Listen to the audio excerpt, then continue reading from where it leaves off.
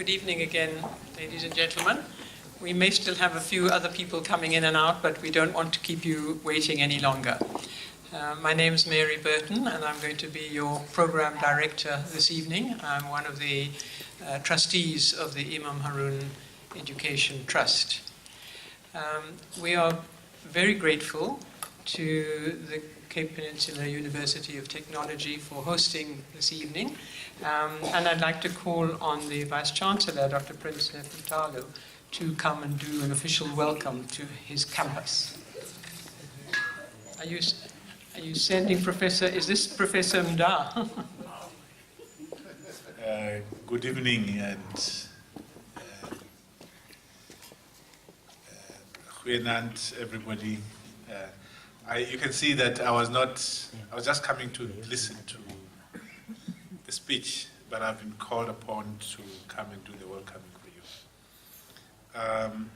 For us, when the request came for us to consider hosting this, there was no doubt in our mind that this is something that we would want to be associated with as a university based here in the Western Cape. And we particularly want to support the objectives of the trust, because that is what the university stands for. And although I can't say it because I still have to think through the normal channels of the university, we'll be approaching you to see whether we can't make this an annual event and to be well organized in partnership with the university. It's something that university are supposed to be doing for the community. Let me take this opportunity to, well, I don't know whether to welcome him because he's my boss.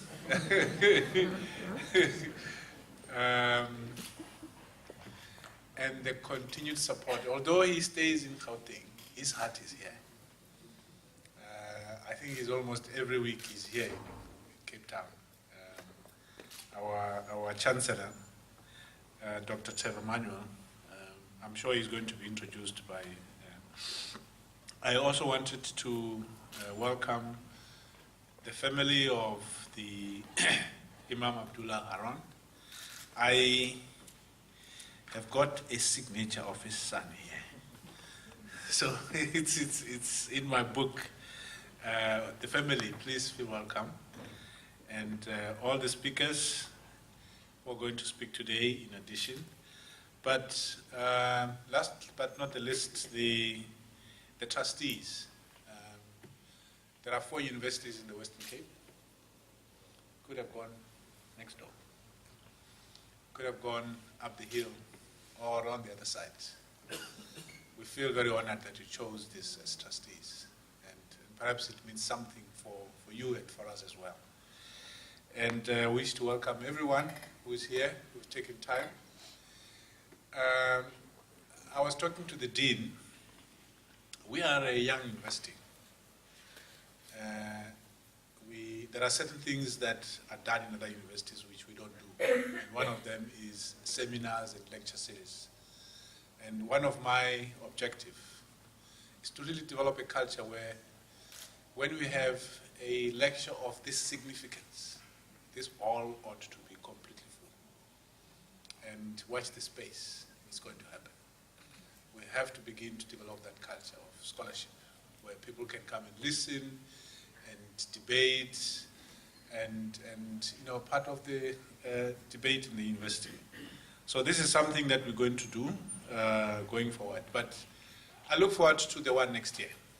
I think, mark my words, it's going to be different. Much more bigger than this one. Thank you very much.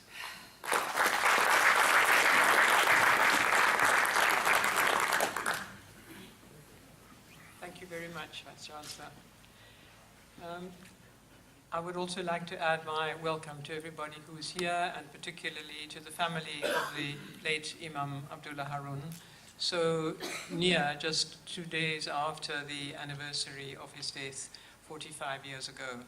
And here we have an example of his ongoing commitment to education for everybody. And that is part of the goal of the trust in his memory. So I now call upon Mr. Mustaq Ray, the chairperson of the Board of Trustees, to come and tell us more about the work of the Trust. Madam Program Director, Dr. Manuel, members of the family of the Imam Haron, trustees, honored guests, good evening and assalamu alaikum.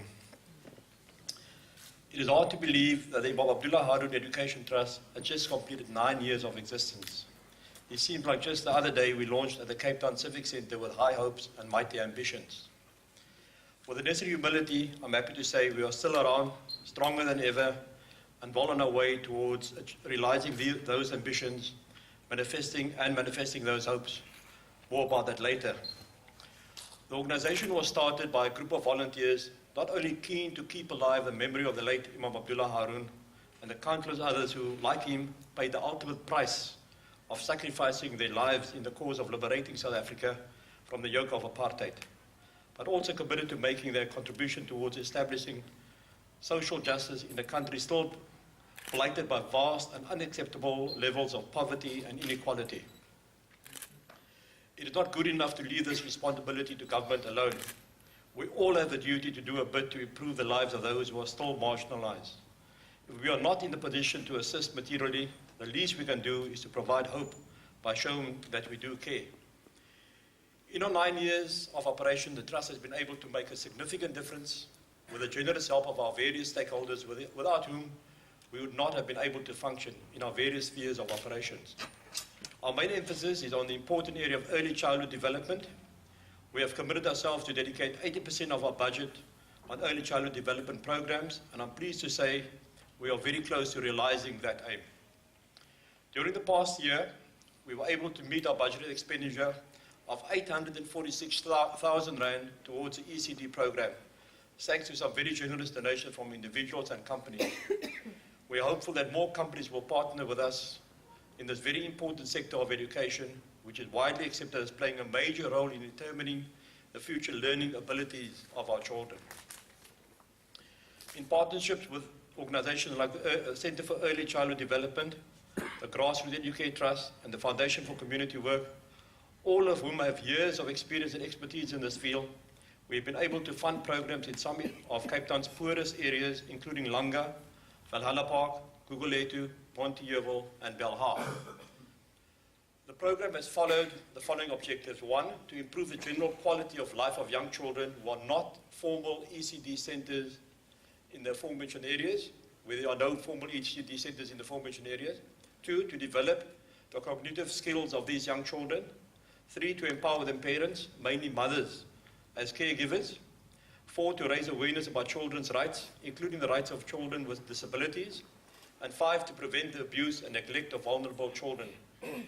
In all, we have reached more than 700 parents and 785 children through the respective programs, which have already made a big impact in the areas where it is being run, and it's been well received by its beneficiaries. We also run our flagship bursary program, which annually provides 35 bursaries with 5,000 Rand each to tertiary level students, irrespective of race, gender, or religious belief. The amount of 5,000 Rand disbursed to each of these successful applicants is not much considering the fees at tertiary institutions, which generally start at about 30,000 Rand upwards. But at least we're able to offer some assistance to alleviate the financial burden on families, particularly those in the tough economic times. Since our inception in September 2005, we have now allocated 1.1 million Rand, that's 1,136,500 Rand to 243 students, several of whom are repeat recipients. It's heartwarming to note how the bursary program has grown since we first distributed a modest 50,000 Rand to 10 students in 2006. Our mathematics and science tuition programs, which are now being running for 5 years at Steenberg High, Joe Slover Engineering, and Spine Road High, have played a key role in improving the results of these learners. The school source their own tutors, whom the Trust pays, either on a quarterly or on an annual basis. In last year's matric results, Joe Slover High recorded a maths pass rate of 80%, Spine Road High 85.8%, and Steenberg High 52%. That figure was up from 27% in 2011. For physics, Joe Slover recorded a pass rate of 67%, which is up from 42% of the previous year. Spine Road High, 82%, and Steenberg, 95.4%, which is a remarkable improvement on the 52% they achieved in 2011. All three schools were acknowledged with special awards by the Western Cape Education Department. Spine Road for the biggest increase in bachelor's passes. Joe Slover for one of their students, Siyanda Sitata, gaining 4 distinctions against treacherous odds, and Steenberg High for the significant increase in the bachelor's pass rate. As you can see, the Trust has been able to make a difference in the lives of people on the margins of society, and significantly, the work has been done by people who give of their time and skills at no cost to the organization. Our only expenses at the Trust are the monthly bank fees and the annual PO box rental for the post office. Thank you very much.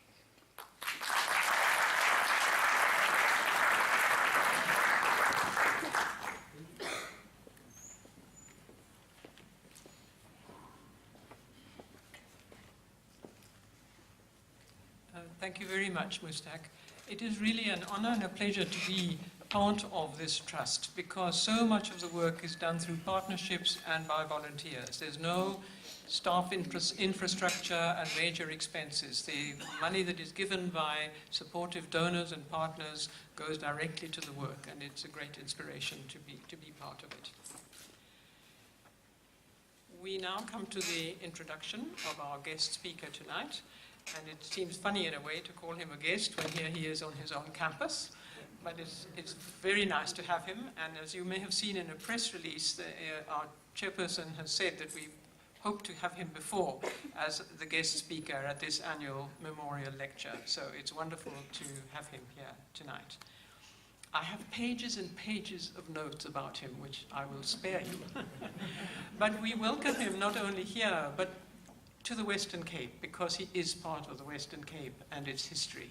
And whether you think of him as a past Minister of Trade and Industry, or a Minister of Finance, or a Minister responsible for the NDP, whether you think of him as the Chancellor of this university, but also one has to remember his history in this part of South Africa. And so he does, in a way, belong to us.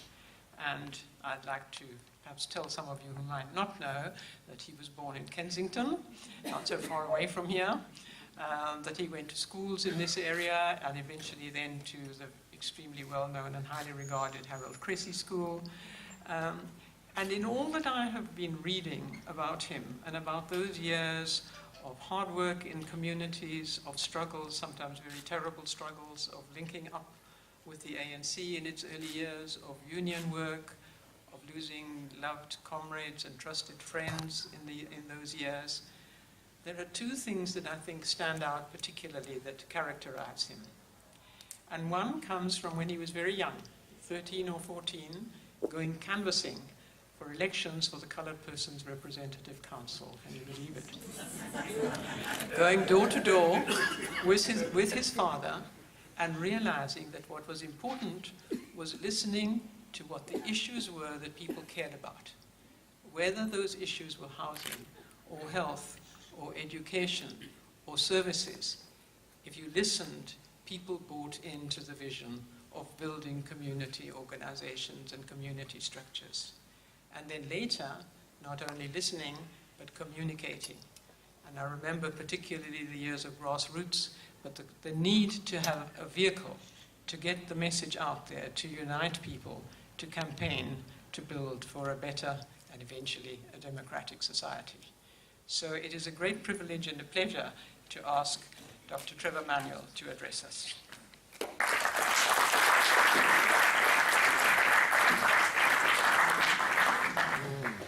Thank you very much, Mary Burton. Good evening. Assalamu alaikum. May I greet Muhammad and Fatima. The trustees, of course, our Vice Chancellor, Professor Nebutalo, the many comrades and friends. Very good to be here this evening, and I feel honored to be here, and I'm very, very honored that you are here to join me. As we know, on Saturday, we marked 45 calendar years since the brutal murder of Imam Abdullah Haron during his detention at Maitland Police Station. So the points that Mary raises about me growing up in Kensington is, of course, important because it's in the shadow of the Maitland Police Station. But September 1969 was in many ways an important formative period for me personally. My own father passed away on the 12th of September that year.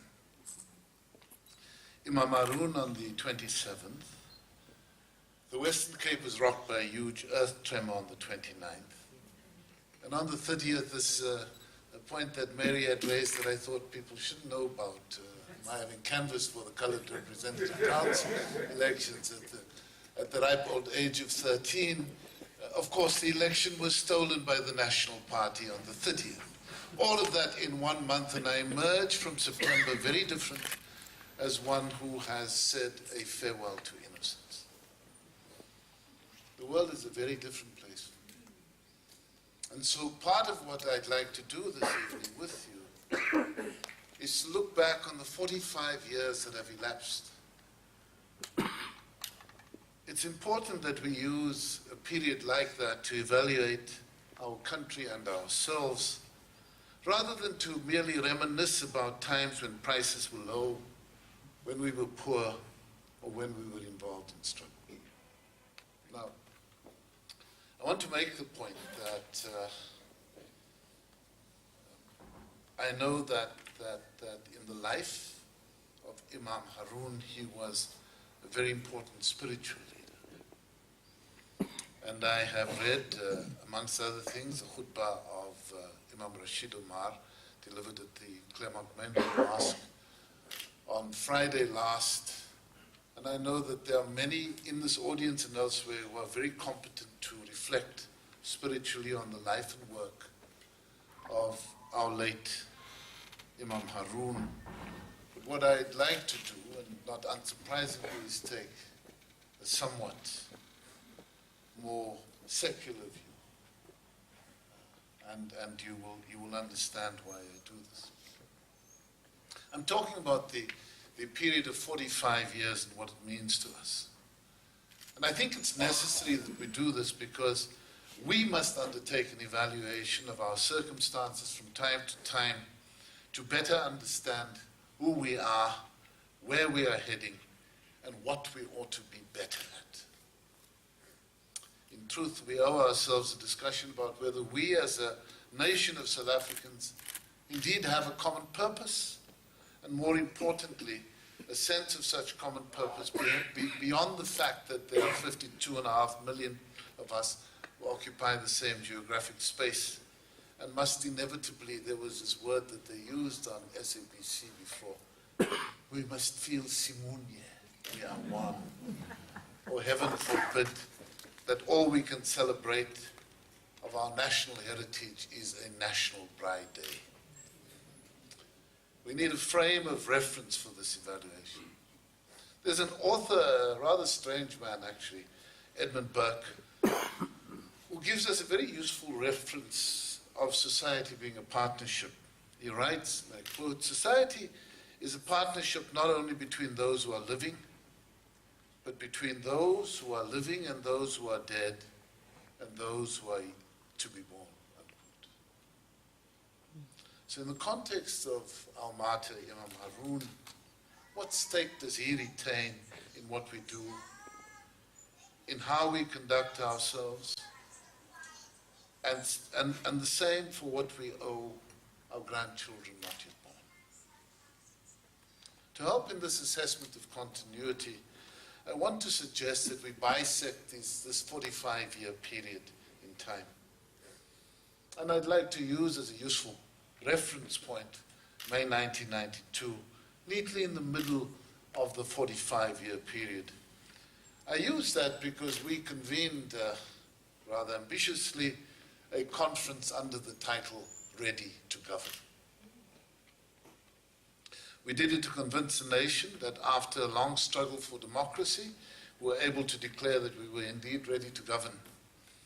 The 22.5 years that preceded it, since that fateful day on the 27th of April 1969, was a period of intense mass-based struggle, and the 22 years that followed was largely a period where we've had the right to elect our own government. The enduring memory of the struggle en route to democracy, certainly of its mass base and mass participation, because this was the overwhelming characteristic of the late 1980s. In contrast, at the time of the death of Imam Haron in 1969, the conditions of activism were exceedingly lonely. After the banning of organizations, imprisonment of a wave of activists, and the departure of so many committed South Africans into exile, the dominant emotion among that nascent activist community was sadly one of fear. Each new instance of repression, such as an arrest or a death in detention, drove activists further underground. The spirit of resistance returned with the birth of the Black Consciousness movement in the early 70s. And it soared up against strongly with the uprising in 1976. Whilst people will speak of the Soweto uprising, the Cape Flats responded positively. Langa, Bonteheuwel, Gugulethu, Elsies River, retreat in the city centre, all tasted the anger of young people on the march demanding freedom immediately. These struggles coalesced into organizations, frequently small, isolated organizations in communities, or within trade unions where from time to time the factory floor struggles were linked to those of communities. The school boycotts of 1980 followed and grew into a huge stream of activity. During this period, attempts to ban meetings and the detention of thousands of activists merely served as the energy for greater activism, drawing increasing layers of members of the oppressed communities into some form of organization with a voice.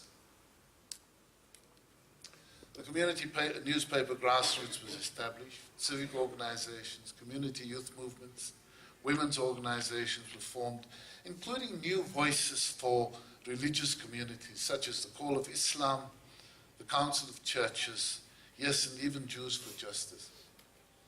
Increasingly, the opportunities arose to prompt the participation of many, and each occasion where people gathered became a site of struggle. Very little of this was accidental or the result of unintended actions. Frequently, as a result, the forces of the apartheid regime were baited into further action. Pause and reflect on a series of events. By 1985, most of South Africa was burning. The Western Cape appeared almost unaffected. I remember a meeting in the Athlone Civic addressed by Mkuzile Jack. We were mourning the loss of the Cradock Four. Mkuzile Jack said that night, "Please, my comrades, I beg you, mobilize the Western Cape. When the Boers close the door, open it. And if they open the door, force it closed again. We need action in the Western Cape." The Western Cape was somewhat asleep while the rest of the country had risen. A state of emergency was declared in many parts of the country on the 22nd of July, 1985, at the conclusion, actually, of the burial of the Cradock Four. On the 25th of August, as a UDF leadership, we called on people to march to Paulsmoor Prison on Monday the 28th to demand the release of Nelson Mandela. By that afternoon, that's the Friday the 25th of August, most of our comrades had been detained under Section 29 of the Terrorism Act. Those of us who escaped the net only did so because duty took us elsewhere when they arrived at our homes, and we were lucky for a few days at least. By that Monday, tens of thousands of people, young and old, gathered to march from Retreat, Salt River, Belgravia, Gugulethu, Elsies River, UCT and UWC. The police responded with the only weapon they knew, violence. In spite of this, people gathered, determined to march to Paulsmoor. The struggle grew beyond the simple idea of the march to Paulsmoor. The fires were lit, the barricades daily. Meetings were banned, schools were shut, and people from different organizations were detained, but the movement of the people appeared unstoppable. On the 26th of October of that year, the state of emergency was extended to the Western Cape, and many thousands of activists were detained. And still the uprising and the violence continued. We'll remember from this period events such as the Trojan horse shooting, the murder of the Google Air 27, and the response of people at every kind of gathering. We'll remember the siege of St. Athens Road Mosque. We'll remember the police stomping into Wynberg Mosque in their boots. We'll remember the many meetings and, sadly, the many funerals and janazas that we attended. Anger was met with violence, and yet the people regrouped. I could carry on with these memories, but the reason for recalling is not to stimulate your nostalgia this evening. Rather, I want to remind all of us that the Western Cape was largely unaffected by the uprising taking place elsewhere in the country until that call to march on Portsmouth Prison was made and the situation immediately changed. I can now admit that when we decided to make the call for the march, we did not for one instant believe that the police would kind of escort us up the road along the M3 to Portsmouth Prison and help us pack Nelson Mandela's goods so that he could be released from prison. I think we actually had a clear sense that a clash would result. Of course, neither we nor the apartheid regime could have scripted the outcome. But as activists, we were exceedingly happy that 1985 ended very differently from the calm that had obtained even as late as the 27th of August.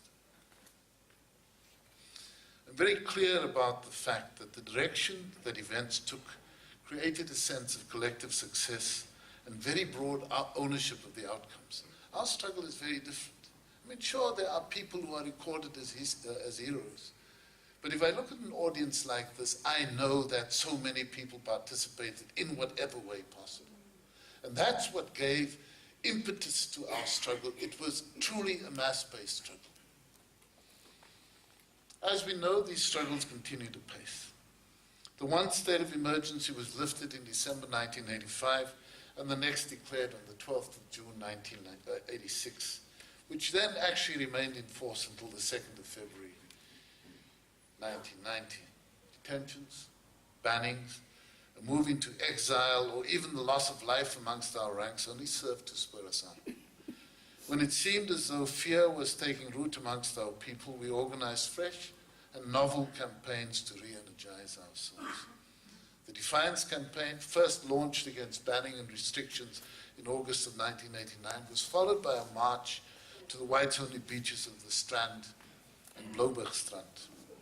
It was certainly a period of great innovativeness and tirelessness.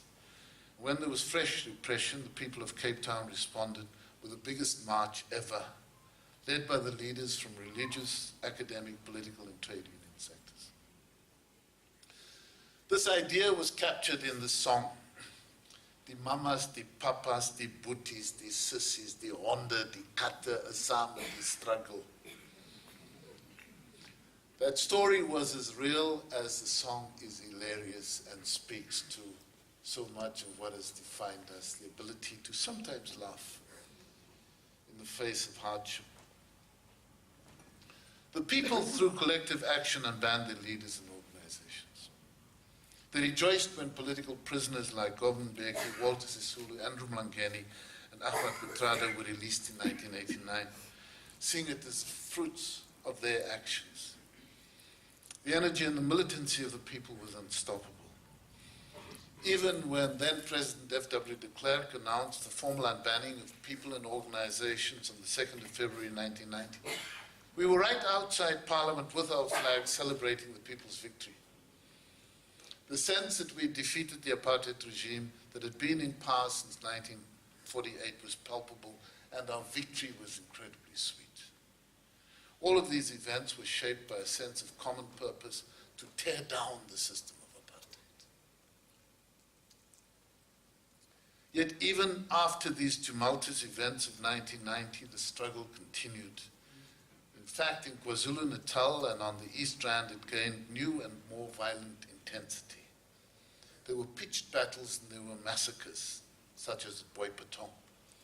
Added to the loss of life of very ordinary people and activists, especially those deployed in self-defense units, there were assassinations such as that of Chris Hani that shook many of us at our foundations. But in the face of this, there was a spirit of achievement and the desire for closure. Negotiations got underway under the authority of the Transitional Executive Council in 1993, and in November of that year, the interim constitution was signed into law to provide the basis for free and fair elections, not convened by the remnants of the apartheid regime. To recall that in terms of the 45-year picture, we were then at a peak, having arrived there through the determined efforts of hundreds of thousands of very ordinary people who made all of this possible. Remember also that the interim constitution became law some 18 months after we declared ourselves ready to govern in May of 1992. That entire period emphasized our achievements and the supremacy of the values that were developed and nurtured in struggle. This ethos was best captured by the newly inaugurated president on the 10th of May 1994 when Nelson Mandela said in that famous speech, and I quote, "We must therefore act together as a united people for national reconciliation, for nation building, for the birth of a new world. Let there be justice for all. Let there be peace for all. Let there be work, bread, water, and salt for all. Let each know that for each, the body, the mind, and the soul have been freed to fulfill themselves." The body, the mind, and the soul. These words so aptly capture that spirit of society being a partnership that Edmund Burke describes as a partnership not only between those who are living, but also between those who are living, those who are dead, and those who are to be born. Madiba's words capture the continuity from generation to generation that draws on past achievements and connects to the next generation through a set of clear commitments.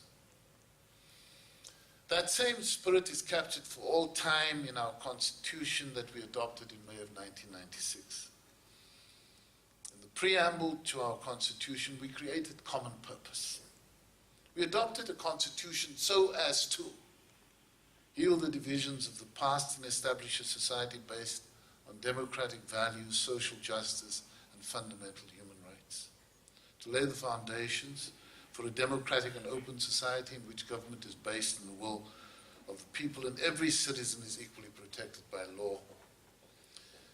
To improve the quality of life of each citizen and free the potential of each person. And to build a united and democratic South Africa able to take its rightful place as a sovereign state in the family of nations. Unquote. This is our common purpose in democracy.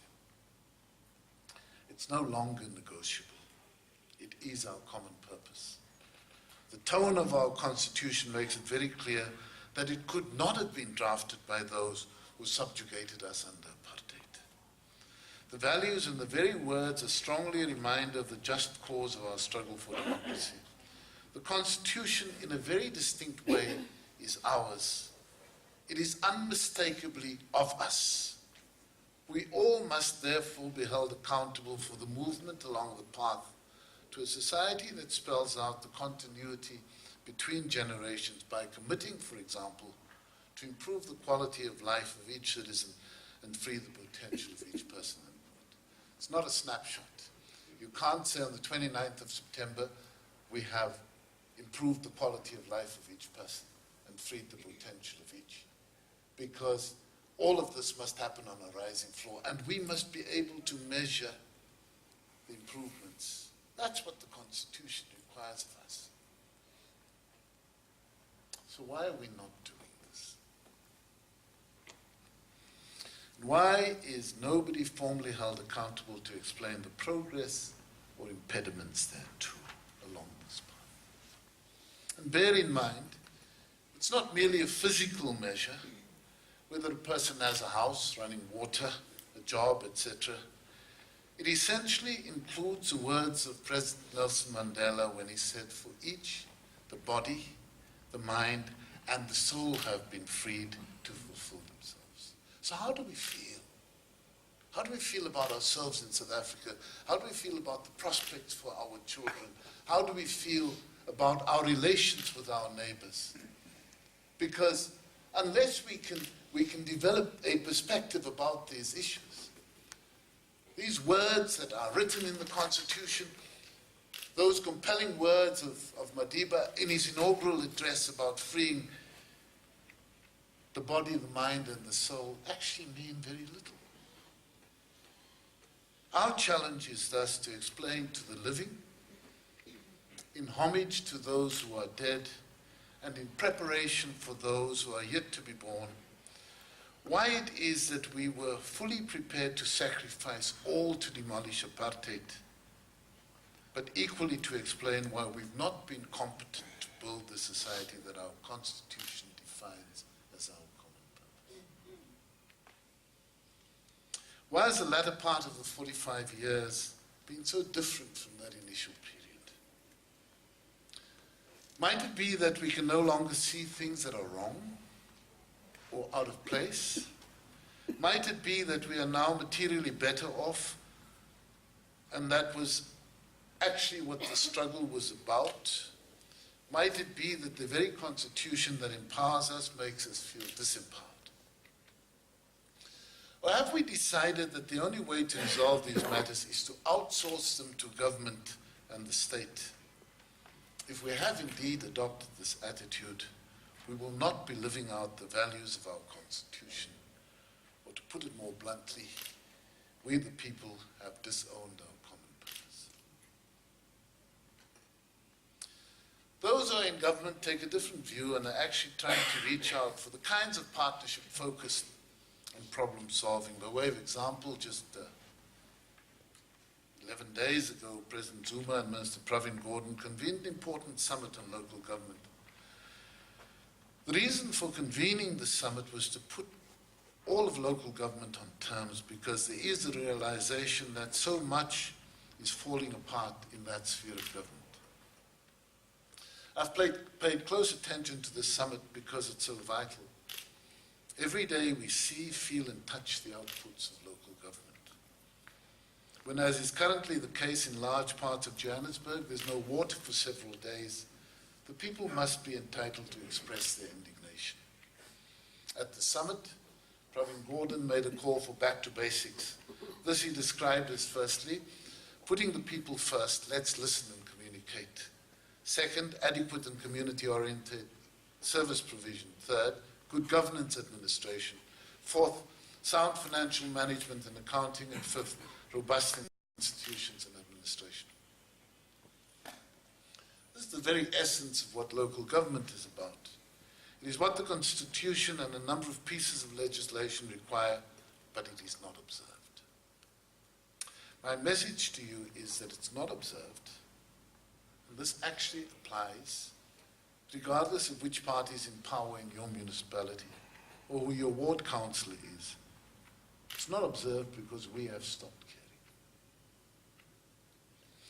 Perhaps those with a voice in Johannesburg who have no water are wealthy enough to buy bottled water for drinking, cooking, and ablutions.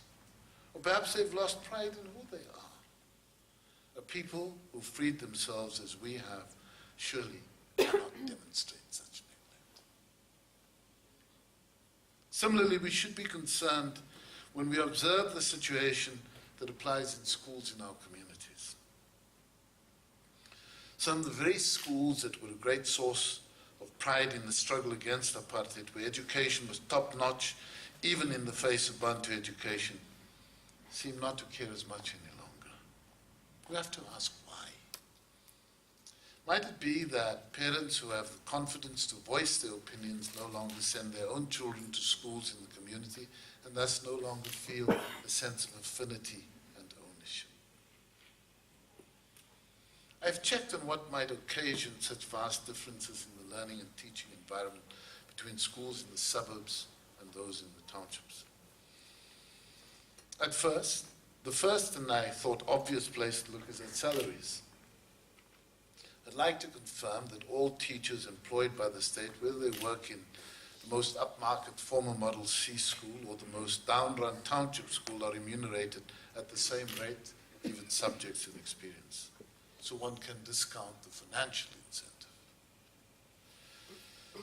The only other place that we can look is at the management of the schools, the oversight by the principal, the amount of teaching by, and the subject knowledge of the teachers, and whether the school is accountable to the community it serves. All of these can and should be corrected in double quick time, provided we have citizens who are active and sufficiently caring, albeit that their own children don't attend these schools. In respect of healthcare, exactly the same norms and standards apply. It is surely unforgivable that our public healthcare facilities are as poorly managed as they frequently are. It cannot be tolerable that a day hospital not 20 kilometers from the center cannot even maintain an essential medicines list in their dispensary, and nobody appears interested in the basic standards of hygiene at our facilities. Again, this can and should be changed by citizens who are active and engaged, and those who demonstrate by their actions that even if they use private health care, they have an interest in ensuring that the quality gaps between public and private health provision is closed in practice and not merely in expensive theory. And what of policing? Why can open-eyed members of communities identify drug dens in the area, but the police either cannot or repeatedly dispute the facts? The law requires active and dynamic community police forums, so why do these exist so rarely? Or where they do exist, have had their vocal cords removed from time to time? And why do active citizens not insist on behavioral change in the police service? I can, of course, extend this list to a range of other services. Suffice it to say that we, especially those of us who are involved in breaking down the institutions of apartheid, have responsibility to build a caring democracy. This responsibility does not vest only with elected or employed officials. In fact, it's up to the unelected and ordinary citizens to construct the quality of democracy that they desire. I fervently believe that our struggle is continuous, and the state has an enormous responsibility to level delivery between those who can afford private services and those who cannot. In fact, ours is a struggle to have public services of a much higher standard than private provision can provide. If we stop believing this, and if we stop agitating for this, we must declare all sacrifices in our past struggles to have been in vain.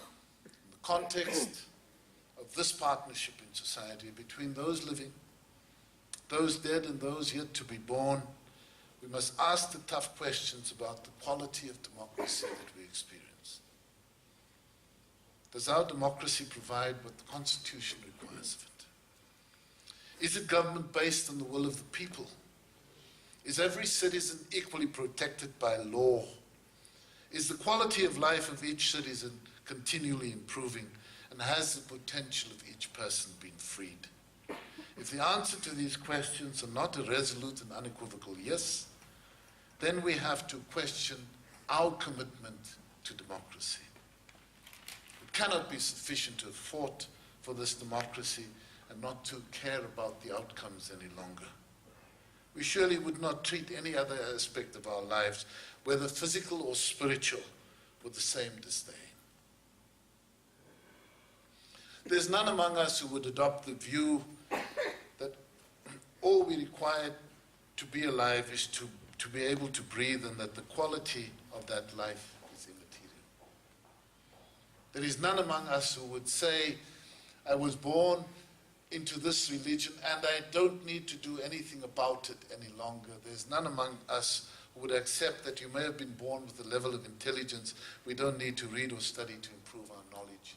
There's none among us who would not take care of ourselves and our circumstances? Why then do we not mind if our democracy falls short of the ideal envisaged during those years of struggle?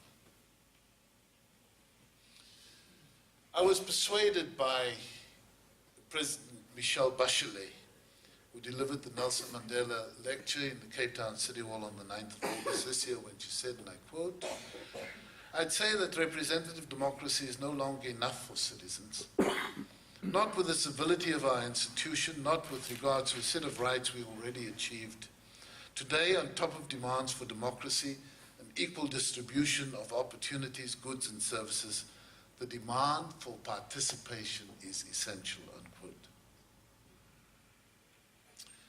So in the same vein, we cannot be satisfied that all democracy requires of us as good citizens is to vote every 5 years. If indeed that is our approach, we would not understand the heroism of our martyrs past. We would not appreciate the value of our achievements in establishing democracy.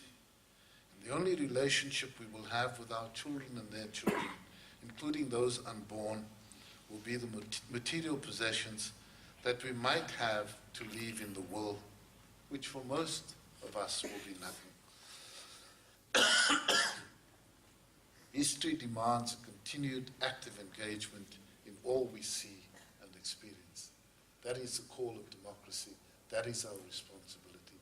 That is what the fruits of struggle require of each one of us. Thank you very much.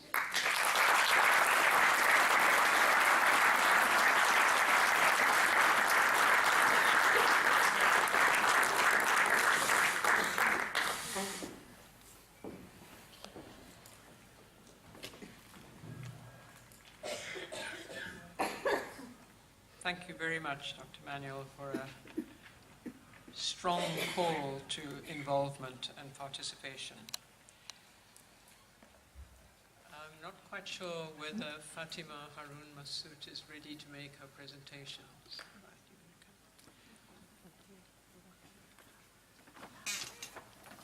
I've called to the platform then the daughter of the late Imam Haron, Fatima Haron Massoud, to make a presentation to our guest speaker.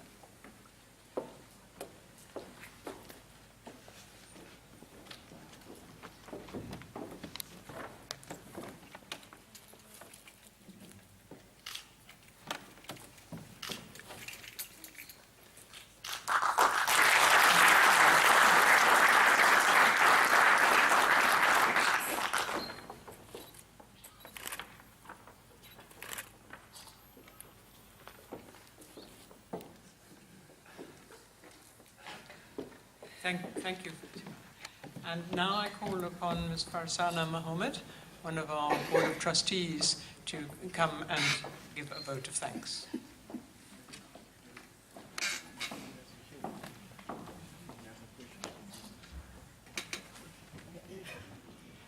Dr. Manuel has said he's willing to engage some questions, if there's anybody who would like to ask a question.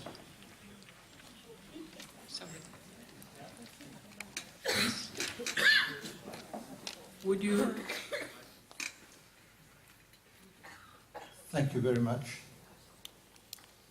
Comrade Minister Manuel, are you speaking there as a member of government who's been in government for the past 20 years, or are you speaking there as a protester against the government? There's a big difference. Thank you.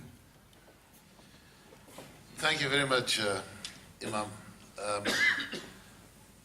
I think that I have over the years delivered lectures even whilst I was a minister and member of government.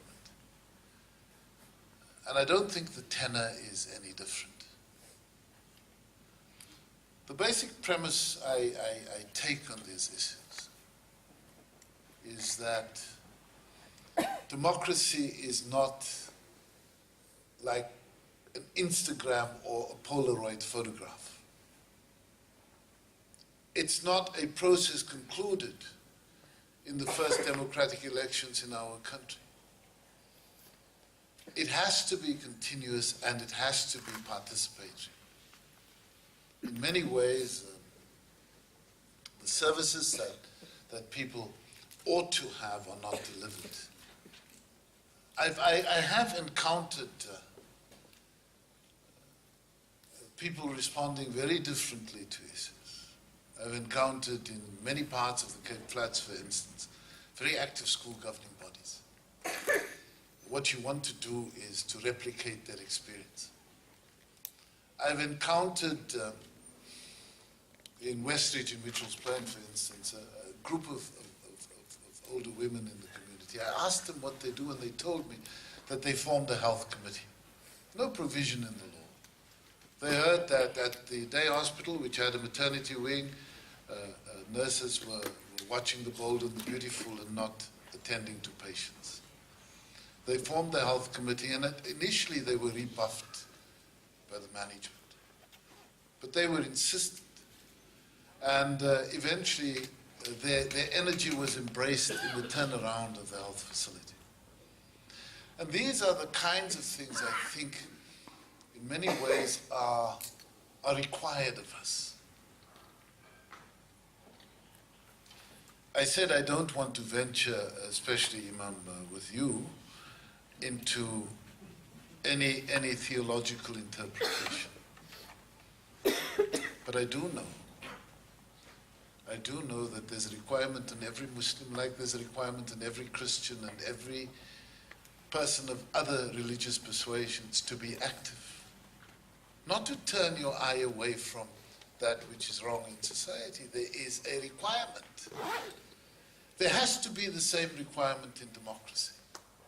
That's the only call I'm making. I think I made it consistently whilst I was in government. And I will continue to make that call, not as a protester, but as a citizen who believes that we should all be a lot more active in creating the kind of democracy that we want. And that's required of us by our Constitution. Thank you.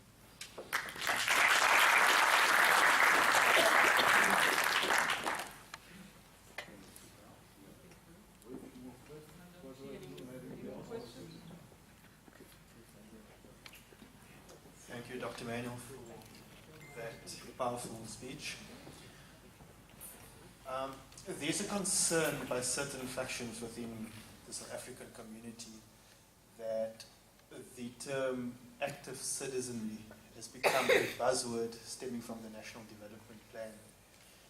And the argument is that the term is sort of exclusive, where it's mostly sort of intellectuals who use that, who speak around this term in seminars like this one, for example. Whereas where real grassroots protests are concerned by sort of the lower level, the lower sphere of society, that these protests are sort of frowned upon despite the impact that they have in creating change. So the concern here is that the term active citizenship or active citizenry could lead to sort of social exclusion. I'd just like to know what's your take on that, as opposed to actually creating social inclusion. Thank you. I accept without reservation that there will be occasions like this when all of us would be familiar with meeting procedure. We'll raise our hands and speak nicely and so on. But active citizenry, and it's something that the National Planning Commission actually debated at some length, will also involve some very loud and raucous things. I think it's in the nature of the beast. If one observes, and I refer to the speech of the president on the 18th of September at this local government summit, he draws attention to the mass protests now. I think part of what we need to focus on is not quietening the voice. Sometimes the voice is strange. Sometimes it arises because of political tensions. And you know, some of these are understandable. two good comrades in the same informal settlement, contest the position, one becomes a councillor, earns a salary, purchases a vehicle, social distance evolve in the process, and the other one organized a protest against the council. These kinds of things happen. Let's be realistic about it. But there are also many instances where there are genuine grievances. Now, the system ought to obviate things reaching the boiling point. You know, ward councillors are meant to have ward committees that are openly elected, not comprised in the quiet of their friends. It's observed in the exception, not in the rule. Elected ward councillors are meant to have 4 report-back meetings a year, check the Municipal Systems Act. If you had that, then the people have voice and they will be listened to. If they don't have it, then of course they have recourse to something else. In dealing with this, I do hope that we will be able to deal with some of the excesses. You know, I find the flinging of feces very offensive, for instance.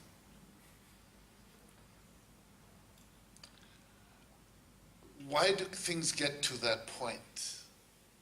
What are the lessons from that? Because I think that part of what we owe ourselves and this continuum of leadership is decency.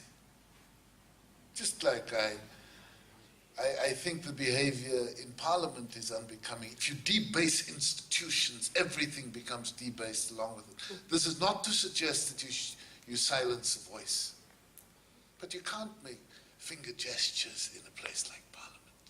It's unbecoming, and if we all then descend to the lowest among us, then I think that we lose hope for ourselves.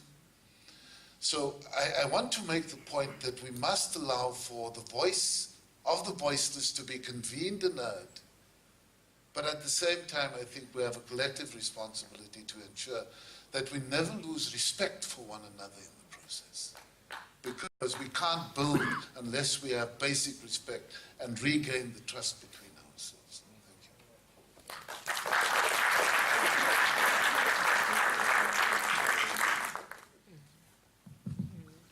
I'm not going to blame the inability to operate the mic on my education that I received in the 70s and 80s, Minister. You did warn us that we shouldn't be overly stimulated with nostalgia when you did speak about the colorful examples. But by judging the audience, we were indeed stimulated, whether it was the Trojan horse killings, whether it was the uprising in Bontebel, the 1976 riots in Cape Town. And no, Cape Town wasn't silent as some of the other parts of the country may have wanted to depict. We weren't. We were stimulated indeed, Minister. My judging by that, I think that many people in this country, whether we send our children to Model C schools or not, whether we sit in senior executive positions in certain companies, I think there is a part of us that's still a longing for that activism which we experienced and lived in the mid-90s, in the 80s, and the 70s. My question that I've often wondered about over many years is that did the upper crust of activists that went into government, whether they were from COSATU, from the UDF, either into government or big business, did they leave behind a vacuum of leadership? Because if one reads the works of the late Dr. Martha Cabrera, the phenomenal work that she did in Nicaragua, South America, Dr. Martha Cabrera and her team of psychologists coined the phrase, multiply wounded society. And Cabrera cautions that if one generation is not going to fix the trauma, it's going to pass on from one generation to another.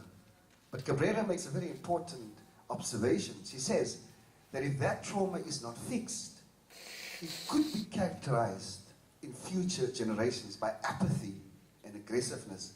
And looking at the South African society, this is exactly the kind of characteristics that we're experiencing. So Martha Cabrera recommends societies must then create spaces for people to speak about their pains. Now the proponents of the TRC would loudly say, but isn't this precisely the cause of the TRC and the works of the TRC? The question is, that again was designed only for certain people. So I think, and some of my comrades think along, that South Africa is still in the grips of a multiply wounded society. And therefore the question is, if we're now going to go back to a participative democracy, when a people in this country have been left in a state of apathy, how does one rekindle that kind of activism? Thank you. Let me just make one little correction. There is a chap who played football for Kaizer Chiefs and Bafana, whose name is Dr. Kumalo. Doctor was not his title. It was a name given by his parents. My parents didn't name me minister. They called me Trevor. That was just a title that I obtained for a little while when I was in government. Just an ordinary citizen, thanks. The issues are very important. There is, I have no doubt that there's a woundedness. It's a woundedness that's complex, and it arises from a sense of exclusion.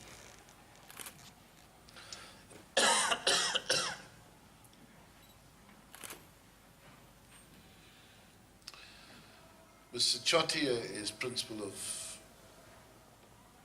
Glendale High School. He's sitting in 2 rows in front of you. In Mitchell's Plain, we've talked to many different people, from social workers to people involved in rehab, to people in the community police forum, to policemen, and asked what the numbers are of young people that, in their estimation, have tried drugs like tuk.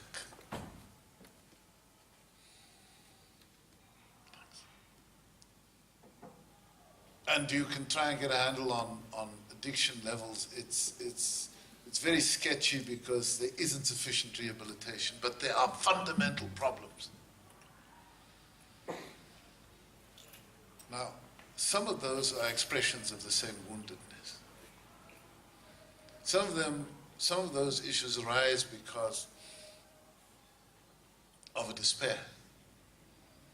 Some of them arise because there's experimentation. Some of them more cynically because there's chemical warfare waged against young people in townships.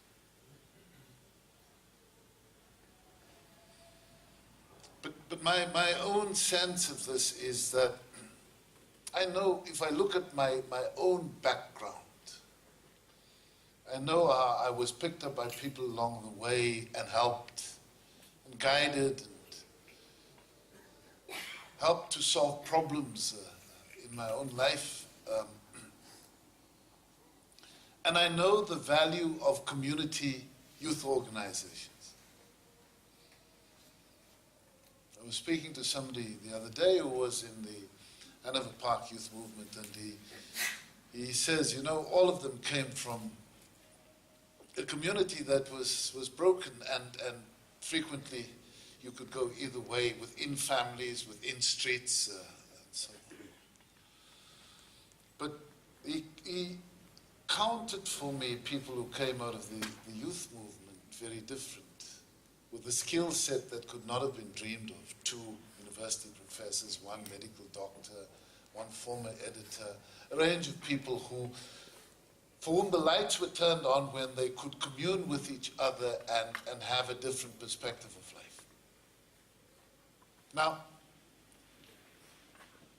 one of the strange things is that those things happened in spite of the state. Or perhaps even to spite the state. Now that we have our hands on the levers of power in some or other way, we seem to have completely demobilized. So who reaches out? Who reaches out? Because you don't think the cabinet room is going to reach into the nooks and crannies of Ravensmead over there. They won't know about Apricot Street in Bonteville. They won't know about those things. Who does that? Who provides that kind of leadership and a reference point in each of the communities? I think that if people don't convene, it's not possible to talk about these kinds of issues. And that's what we've let go of. I'm not saying that you must now reconvene the Bonteville military wing. That's not what I'm saying. I am saying that if there were a reference pole in a community like that for people to convene and talk and acquire skills and reinforce their own self-belief, it's the beginning of a range of other things. But that's what's missing.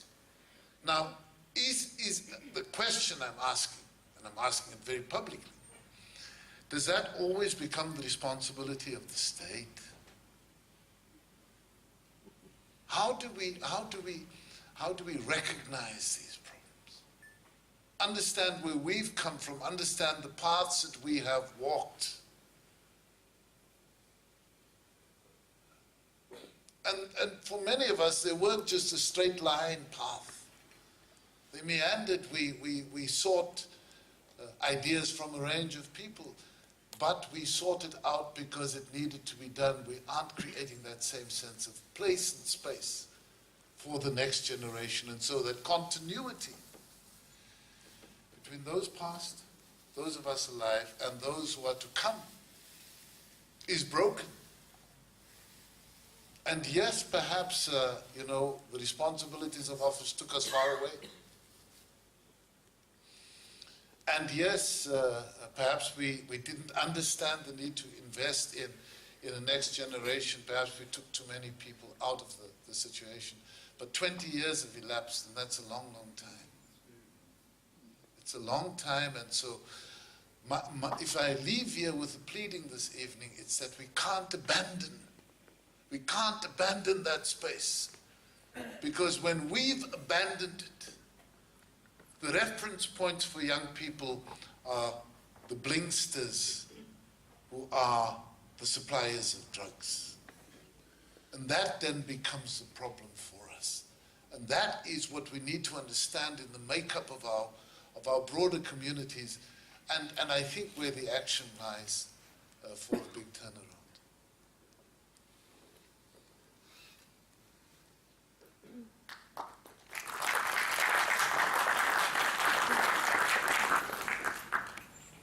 Trevor, I think my question is around understanding the point you mentioned about how do we measure how we've moved on as a society in over 20 years. And maybe to get an understanding of that, if we had to put it on a scale. And I maybe want to put it in context that there's a meeting taking place tomorrow at Langa Post Office.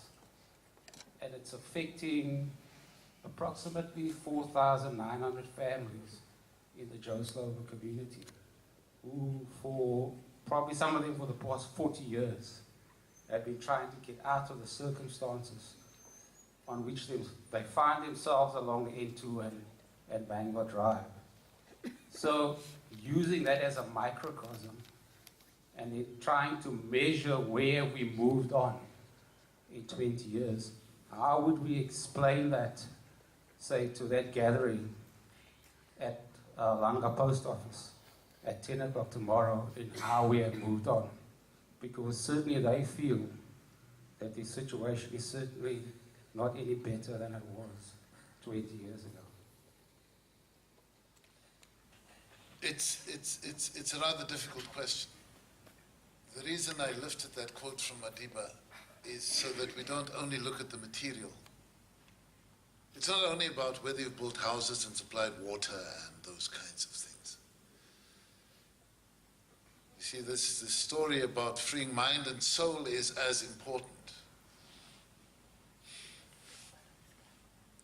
I think that dealing with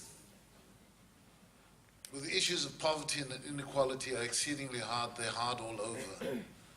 But I don't think that we in this country are developing a narrative that helps us work together around this issue. Now, I think that it is true that poor people are also innovative people.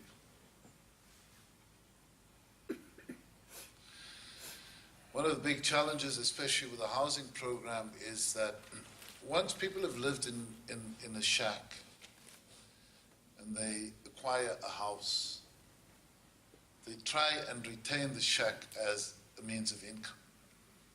I'm not making this point judgmentally, but poor people need to survive. A few years ago, there was a program in Hout Bay. That's in Zamayetu, isn't it? And part of what the organized community, without much outside influence, did was to agree on a housing program, and there was a savings scheme. And the Irish came in and built some houses that were larger than the stock in trade RTP houses. It was a combination of savings by families, the subsidy from the state, some material contribution from the Irish, and then, of course, everybody working together to build these houses. And at that stage, developed in that community a very interesting perspective. They kind of agreed on a compact. And that compact would be no more houses. They wouldn't go up the mountain any longer and build further because there aren't sufficient jobs in the valley. It all seemed very organized and real. And people were then accommodated, and I think the waiting list was managed by the community themselves without outside influence. Municipal services were entirely incidental to the project. And then people were affected by desperation. And some of the original recipients of the houses were in fact campaigners for more land, and so more trees were removed further up the mountain and more shacks were built up there. And a very high percentage of those homes have actually been rented out to insecure non-South Africans who are living in Zamayetu. It's an act of desperation, and so people say, look, the house is only a material thing. It can bring me so many rands a month. I don't mind living in a shack. They'd have to be excluded from housing because you can't play the same trick all over again. So I don't know. I think that in every instance, part of what we have to do is to facilitate the generation of a local leadership who will recognize that some of the issues have to be, if there's new housing provided, and the housing of, I think it's called the N2 Gateway, started at the other end of Langa, closer to the power station, as it's come along. There aren't that many houses left in Joslovo now. But once other houses, brick houses are built, then I think you need the voluntary participation of the community to ensure that the informal settlement is demolished, because there's actually all kinds of dynamics that happen in communities. Poor people don't stay far away from prospect of jobs. They don't stay anywhere. if you are poor and happen to be born in Mogadishu, you'll find your way anywhere in the world to where you can eke out an existence. If you are poor and born in the Eastern Cape, you will find the prospect of employment. You aren't going to remain where there's no prospect of jobs. People move, poor people move more. It means instability in their lives. But I think that it's about organization and voice and building the norms and standards, allowing communities to discover those norms and standards, agree them and stick by them. It's the only way we can build a strong democracy, I suggest. Thank you.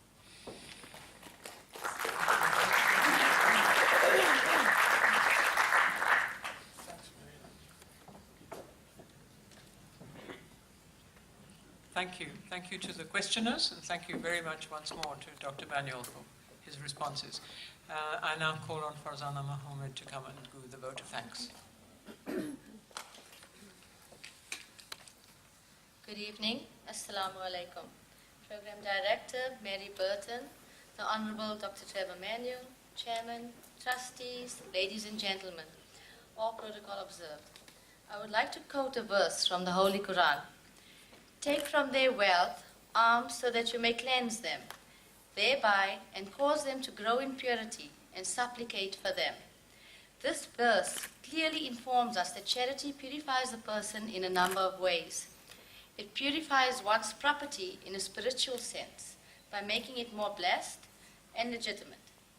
It purifies the heart of the giver from selfishness, greed, materialism, and lack of concern for fellow human beings. It purifies the heart of the recipient from jealousy and hatred for those who possess more than them. And lastly, it purifies society from social injustices and class struggles. As you have heard earlier this evening, the Imam Abdullah Haron Education Trust is doing an amazing job in making a difference for those that need it most, from early childhood development to tertiary and other social needs. Thus, it is imperative that we ensure that not only the donors that are present contribute, but that we encourage others and spread the net so that we can do so much more. I would like to request one and all tonight to open your hearts and your wallets and contribute to this deserving organization.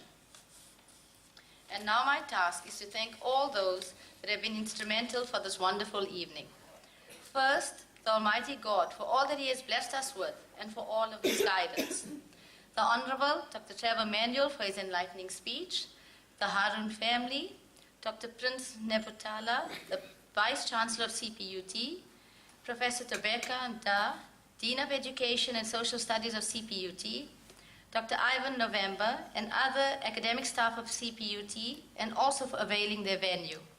Members of the audience, donors, members of the print and electronic media, AKI's sound for the PA system, HH Catering for the lovely refreshments, and finally, the Chairman, Board of Trustees, the Board of Management that give up their time and are available whenever needed.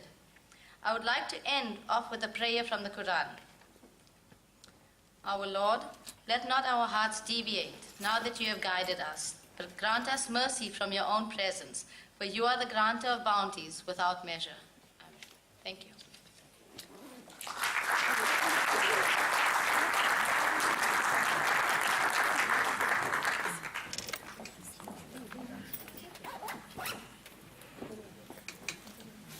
Thank you very much, everybody, for coming, and please join us for the refreshments in the foyer.